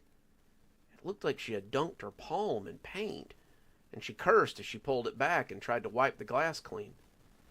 Come on, she said, putting her hand up again. You want to hear about the chem final, right? I did not put my hand up, though. What happened? I asked, taking a step back. Nothing, she assured me, but she kept glancing back at the door. Nothing. I just tripped and hurt my palm. Come on, let's swap. I'm so tired. My neck hair was up, though. Tired. She'd never claimed to be tired before. I could hear something in the background, and I took another step away from the mirror. Something was wrong. She was too hasty, and it made me edgy. Come on, she shouted, and the mirror cracked a little as she slammed her fist into it. She put her hand up to her mouth, seeming to realize what she had done. Please, I need to swap back now. It's your turn to come forward. She turned then, and now I could hear the yelling from downstairs. It wasn't my parents. Not just them, but they were part of it. There were other people yelling too, calling for me to come downstairs with my hands up, and I didn't feel that now would be the best time to come forward. When I, turned back, her face was full of fury. She looked less like me and more like someone wearing a mask of me. Her hands were... Try them again. Her hands made the desk groan, and when she leaned in, I felt sure that she was about to come through the glass anyway. You ungrateful little bitch. You will come through now, or I swear I will hunt you down and make your life a living... But someone kicked in the door then, and suddenly police officers were dragging her away. She fought them. She bit and kicked at them, but they managed to drag her off. There was a terrible ruckus in the hallway, but I never saw her again after that. It would seem that now I was trapped in the mirror, forever a prisoner of my own actions, and always would be. Mary looked stricken. That's awful. Is there really nothing that anyone can do? Mary looked at the woman in the mirror, trying to ignore the long crack through the glass, and Grace looked sorrowfully back at her. When Mary had found the old desk in the attic, she had thought it would be the perfect addition to her room, except for the mirror, but the mirror, it seemed, had become the most interesting part of it. Now she had a friend to talk to, a friend with a very tragic story. I suppose not, Grace said, but I suppose I could always keep you company while I wait. Maybe help you do better than even I did. As the girl began to babble, Grace tried to swallow down her feelings of wretchedness. She'd been in here a long time, probably a decade at least, and it was surprising what you could learn in that time. Grace had been waiting for someone to come and see the old desk that her father had put in the attic after his daughter had been dragged away for God only knew what. Grace had been left with nothing but the dark for so long. In that time, however, she had discovered an interesting fact about creatures.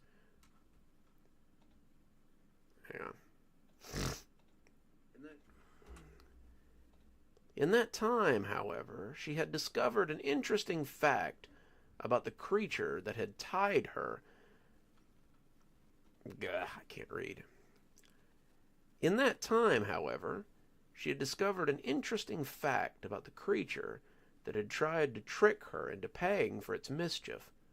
Pale reflections were made, not born. Pale reflections could be anyone, if they understood the process. She didn't like the idea of tricking this girl, but what other choice did she have? A decade was a long time to be trapped inside a mirror, but she supposed Mary would pick up the trick too once she was out. Grace supposed that even if she didn't trick the girl, she could find someone. After all, she had time. Alrighty. That was Mirror Mirror. If you guys are still with us, it looks like you are.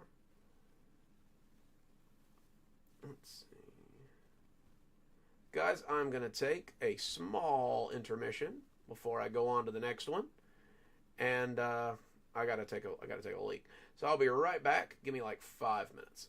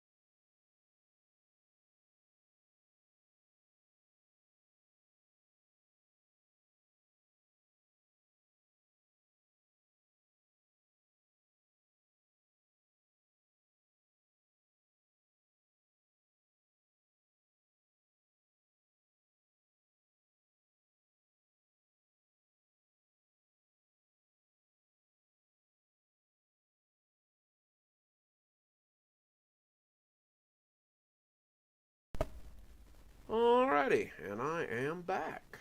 So, let me tinker with this story for a minute so I can put it in a folder. And then we'll move on to our last story, which is our Kashmir story for the week. So I know how much you guys like those. Night, Stephanie.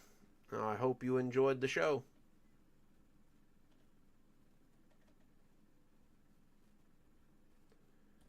Oh, yeah, it's a big one. The June compilation is a big one.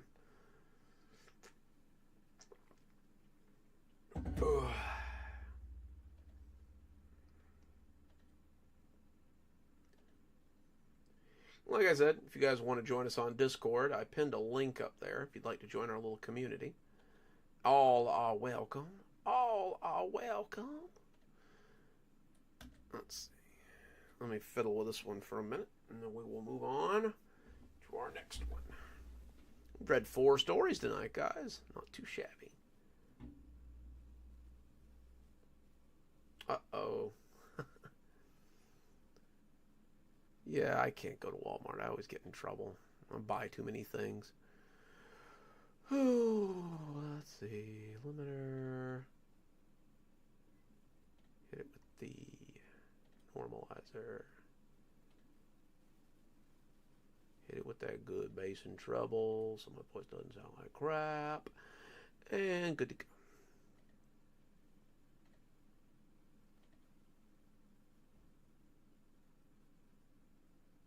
No, I guess we've read 3 stories tonight. My bad.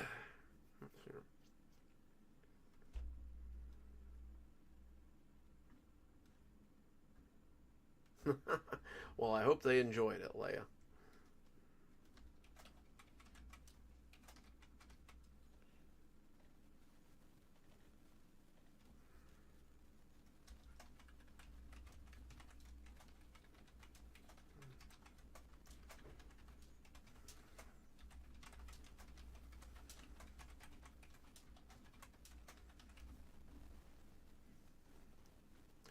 All right, one more, and then I think that's about all my voice can do tonight.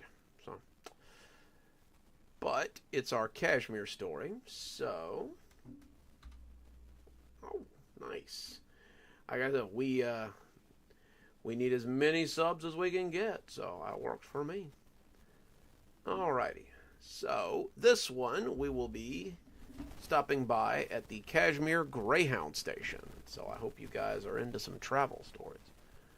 Here we go.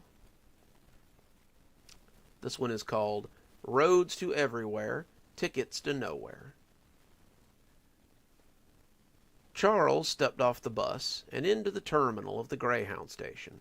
He checked the sign and frowned as he read the name Kashmir hung over the ticket counter. Ticket counter, he thought, might be too grand a term for it. It was little more than a desk with a computer on it, a bored guy sitting behind it as he chewed gum and read a magazine. That struck him as odd, though. When was the last time he had seen someone read a magazine? Smartphones had been the order of the day for the past decade or more, it seemed, and it had been ages since he'd seen someone with a book or a magazine. The guy didn't look up either, just kept flipping, and Charles was left to wonder how he'd gotten here. Kashmir? Where the hell was that? Certainly wasn't in Ohio, so it wasn't where he was trying to go. Charles couldn't remember getting off the bus either, but he must have. He had his bag in his hand, and his ticket clenched between his 2 numb fingers. Except he didn't. The ticket was gone, he noticed, and as he turned to look back at the Greyhound that had brought him here, it was gone too. "What the heck?" Charles said, dropping his bag and trying to walk back into the terminal where the bus had been. But the door slammed shut in his face, and the knob refused to turn. "Sir, you can't go out." Ugh.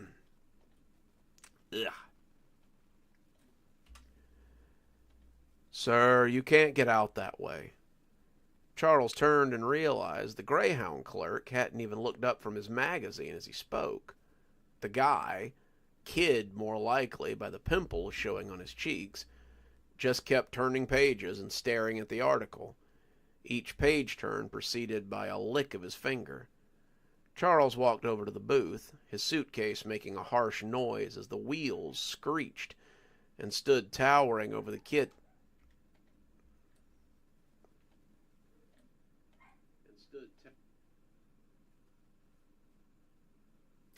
Hang on a second, guys.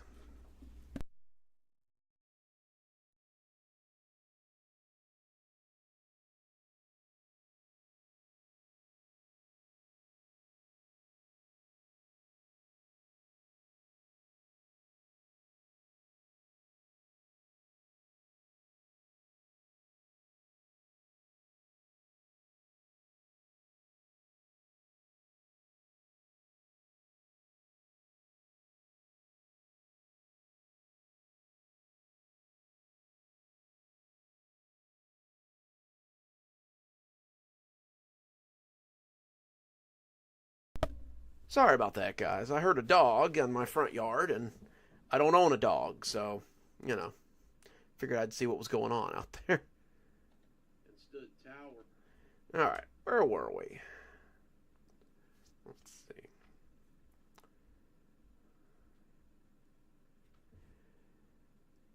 And stood towering over the kid as he crossed his arms. My ticket to Cleveland.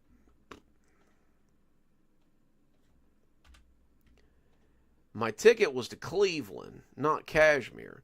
Why did the bus leave me? The kid never looked up, just licked and turned. Sir, if your ticket was for Cleveland, then why did you get off the bus? Charles wanted to be upset, but it was a fair point. Why had he gotten off the bus? Well, I still need to get to Cleveland, he said, trying to get his temper under control. And my ticket is for... Can't talk tonight.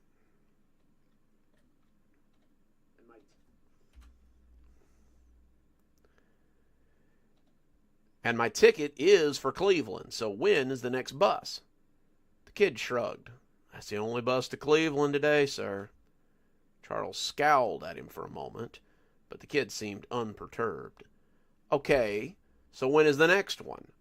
Charles finally demanded, pretty much done with these games. Tomorrow, maybe, I don't know. You're welcome to wait until it comes in, he said, pointing off with his...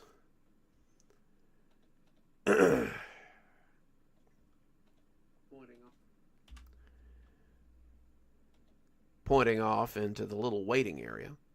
Charles turned and was surprised to see not just a waiting area, but a little bar.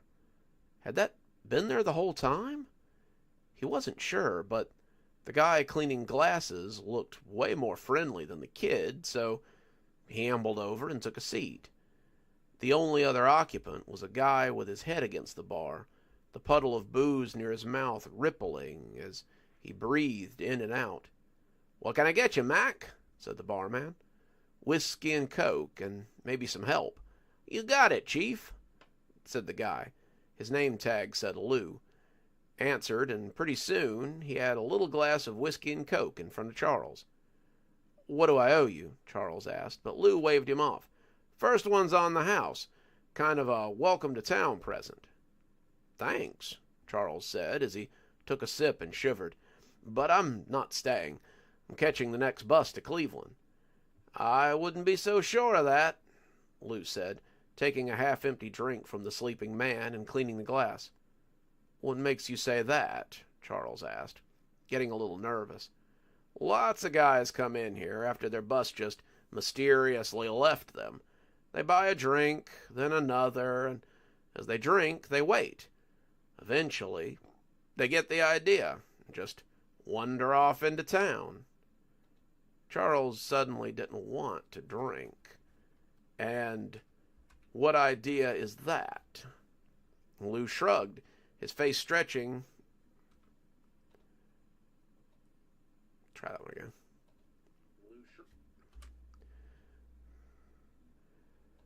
Lou shrugged, his face stretching with something like sad acceptance. "That no one leaves Kashmir, not unless the town wants them to." Charles was starting to get goose-pimply. "Look, I don't know what kind of joke this is, but I don't like it." Lou shook his head. "Oh, it's no joke. I got here about..."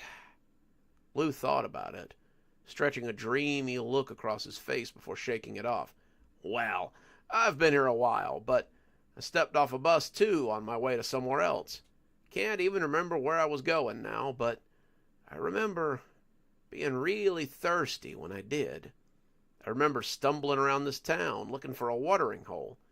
You see, in my past life, I was an amazing card player. Blackjack, poker, spades, stud, bridge, you name it. I could win it. Heck, same goes for dominoes, darts, pool, even seemed to know the answers to the trivia night more often than not. I owned a bar before this one. Before it... He looked lost again, but shook it off. But before I came here, I was a whiz at bar games, but it didn't translate to other things. I owed people money for horse races, and that's why I was traveling in the first place. Charles had been sipping his drink, and as the guy's story came to an end, he realized something strange. Normally, Charles would have told the guy to buzz off way before now, but he hadn't. He was engrossed in the story, not minding listening at all, and as the soda gun came up to freshen it up, Lou went right on talking. I don't even remember where I was going, but I remember being thirsty after I got back on my feet. Sometimes, you know it as well as I do, a man wants something to drink after a long travel. Before he sleeps or eats or even takes a crap, he wants to knock the trail dust out of his throat. Am I wrong? No, Charles said, nodding along. No, you're just right. Sure, but they don't have anything like that here. Oh, try that. They don't have... They didn't have anything like that here. I looked and looked, and after I'd found a place to buy a bottle, I got to thinking that a watering hole was just the place they needed here. So I got my license. I set up here in the Greyhound station. I don't make a lot, but I make enough. You should see this place after dark. The locals come in, and it's more of a bus station-themed bar. Other people have opened since. There's a place called the Busted Rut that makes a great honky-tonk, but they don't help the people who really need it. People like you, Chairman, he said, holding out a glass that Charles was helpless not to clink. And what exactly is going on with people like me? Charles asked, taking out some money and ordering another whiskey coke. Well, unfortunately, you are stuck in the killing bottle, my friend.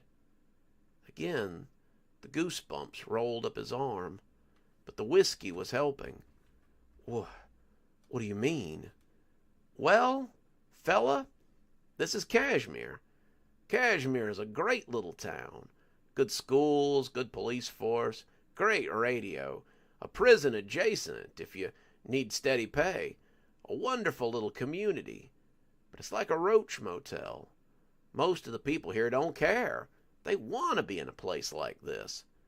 But a lot of people just kind of end up here. No one knows why. They just do. Take this poor sod, he said, pointing at the guy who had been sleeping near the end of the bar. This is a famous writer. Bet you didn't recognize him, though, did you?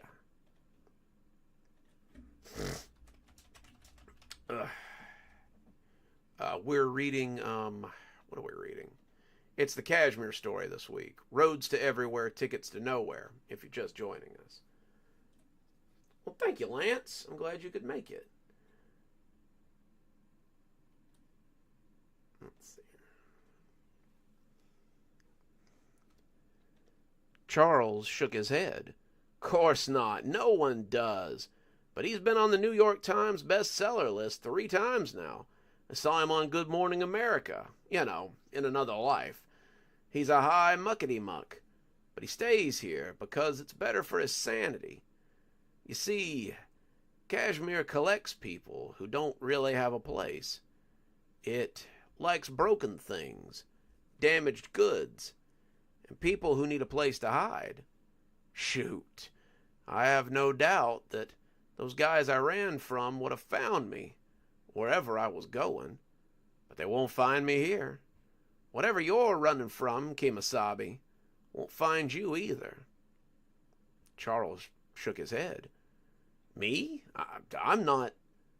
But he stopped. Why had he been going to Cleveland? Daddy, are you coming to see us? The words hit him like ice water. What is it you do for work, Pally? Lou asked. Again, this would have been a prime moment for Charles to hit him with that old philosophy of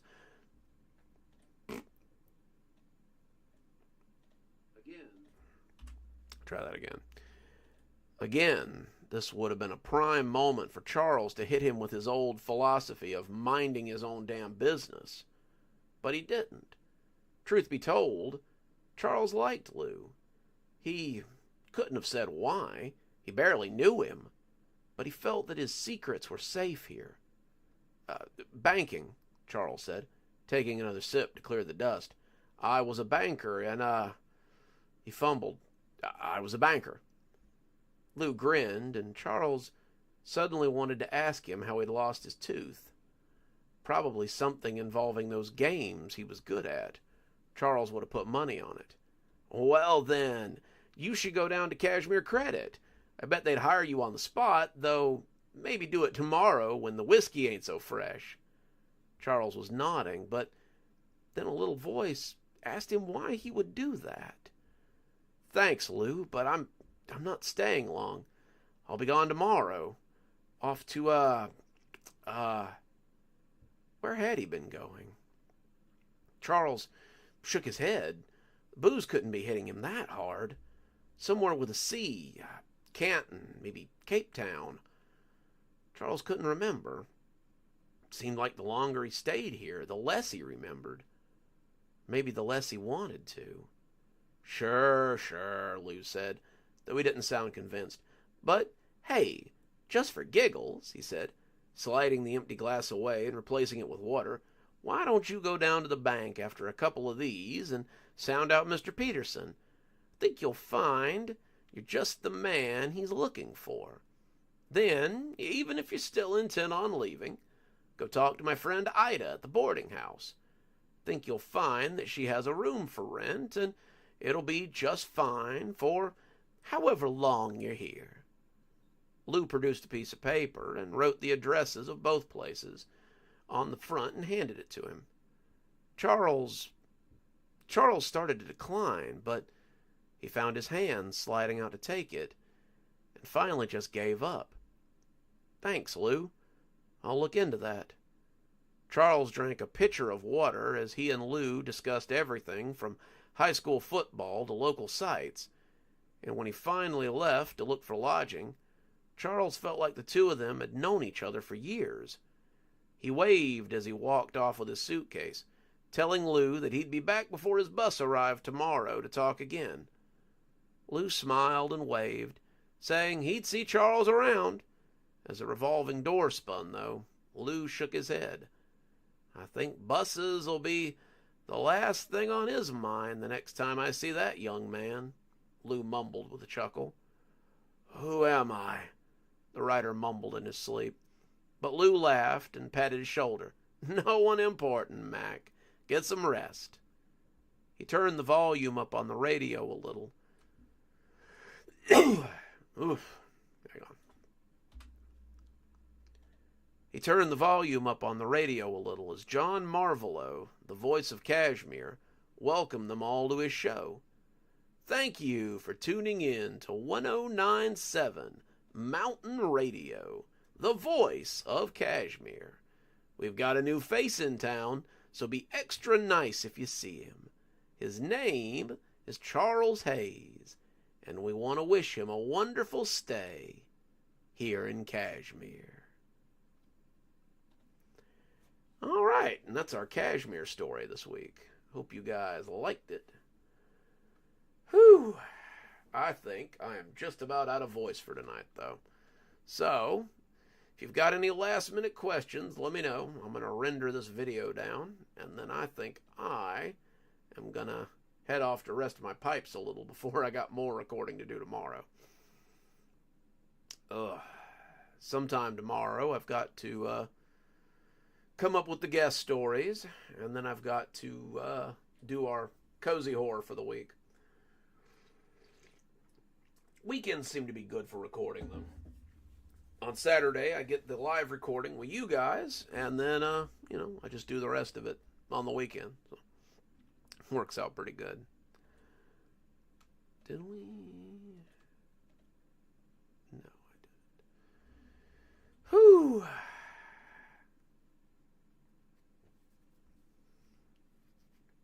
Hopefully I'll be able to send you guys a link to those books I've been narrating soon. I just got the thing today that said that the first one had been approved, so I'm just waiting for it to go up. I'll probably post some links around. I've got another one that's a small business book that should be cool too. Night, Blondie. We're glad you could make it. Always glad to see you guys. I'm sure it's great, Leah. Oh yeah, coming up, we're gonna start those writing contests. I'm still working on stuff for that.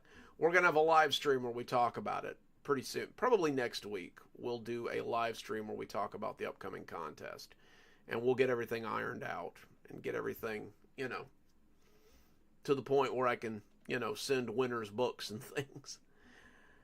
Let's see.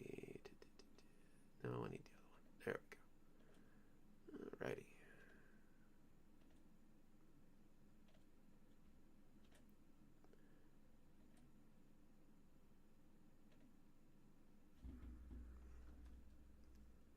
One of those.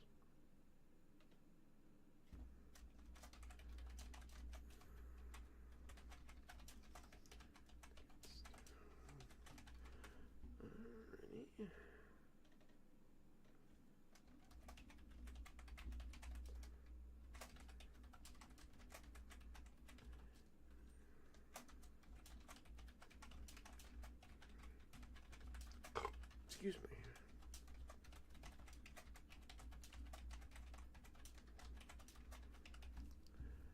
And bing, bang, boom.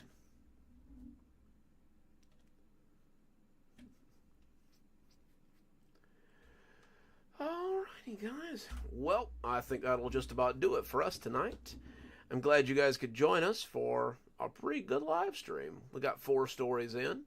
We talked a little shop. Like I said, keep your ears peeled for store. I'll post a link when the Dollar General book goes up. Next week, we'll talk a little bit more on the live stream about the upcoming contest. So, you guys keep your ears peeled, and we'll see you next time. Dr. Plague, signing off. Have a wonderful evening.